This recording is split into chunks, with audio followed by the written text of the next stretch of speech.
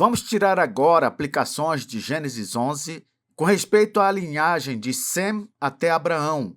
Trataremos dos versículos de 10 a 15.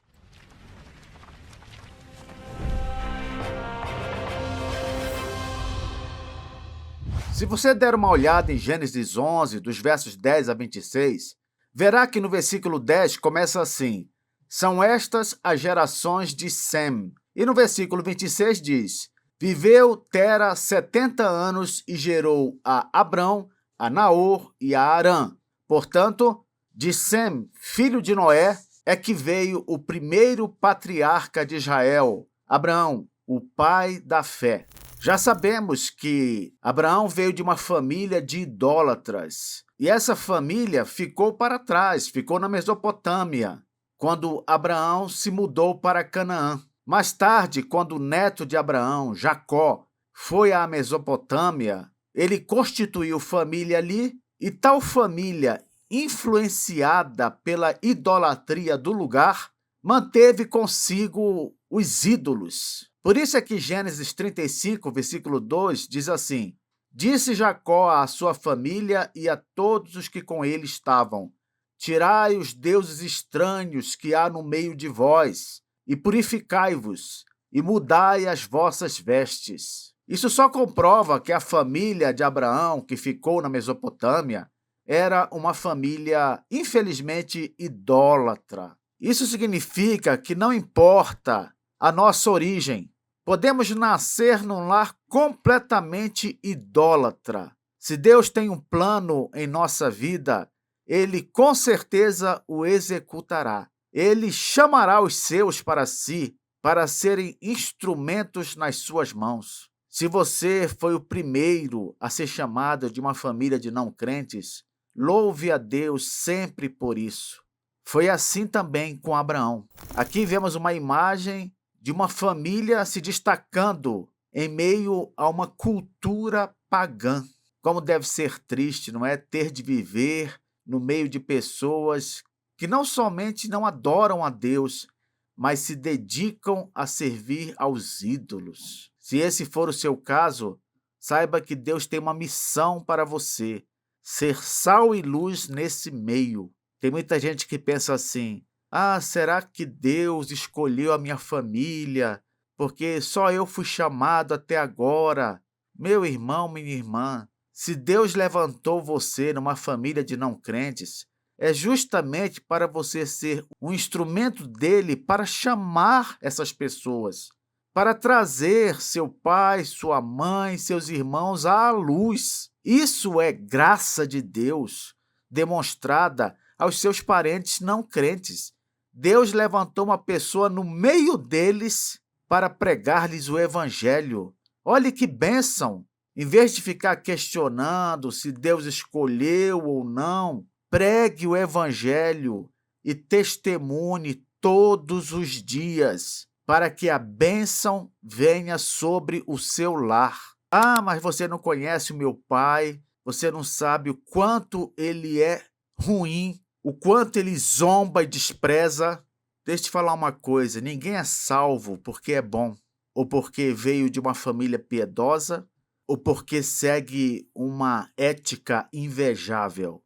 Não, todos somos salvos por graça de Deus. Ponto final. O apóstolo Paulo, antes de sua conversão, era um perseguidor da igreja, um zombador. No entanto, Deus o derrubou literalmente do cavalo e o transformou num grande pregador do evangelho por todo o mundo. Ninguém merece a salvação. A única coisa que a pessoa faz, na verdade, é responder ao chamado de Deus por meio de uma fé genuína e ativa.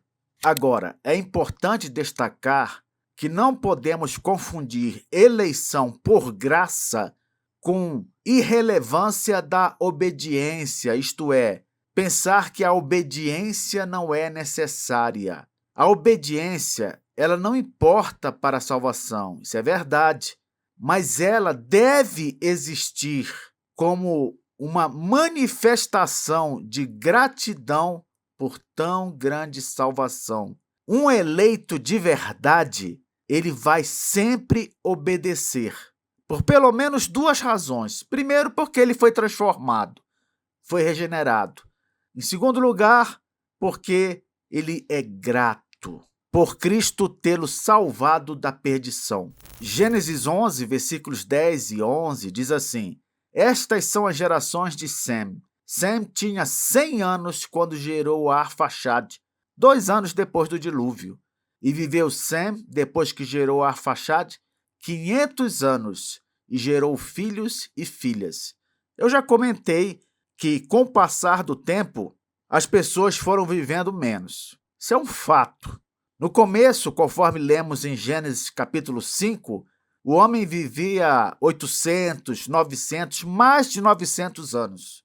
Quando chegamos aqui em Sem, filho de Noé, descobrimos que ele viveu ao todo 600 anos. Na verdade, meu irmão, minha irmã, não importa quantos anos Deus nos conceda neste mundo, o importante é que sejam anos dedicados a buscar a sua glória, anos de serviço ao Senhor, anos procurando agradá-lo. Se são 10, 15, 20, 100 anos, isso não importa.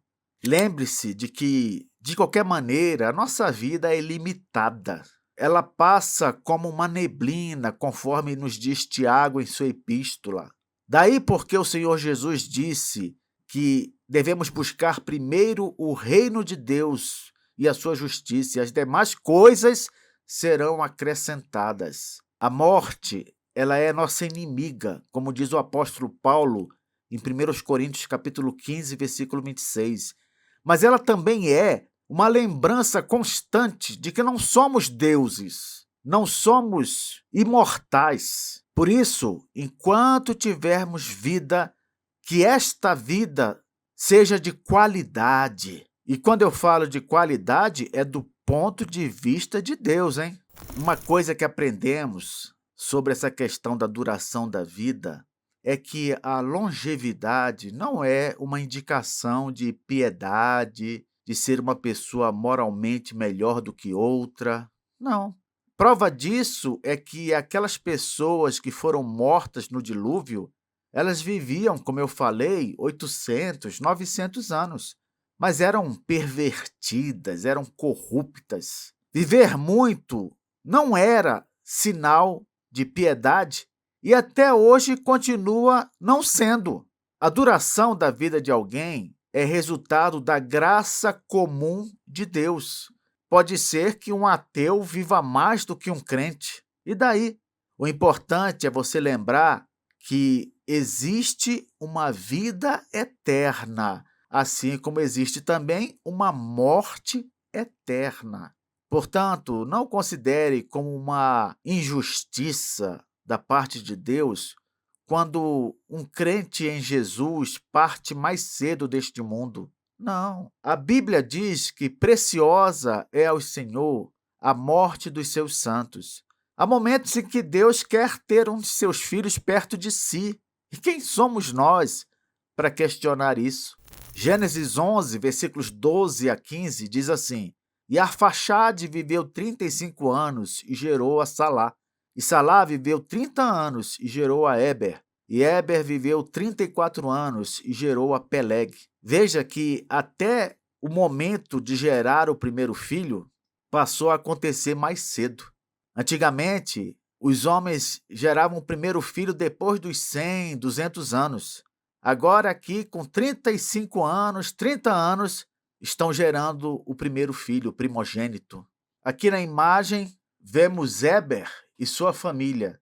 Como você deve lembrar, Éber foi aquele que deu nome aos hebreus. Ele viveu ainda na época da construção de Babel. Pessoas como Éber nos fazem pensar que, mesmo quando o mundo estiver em caos, não se engane, Deus está preservando o seu povo.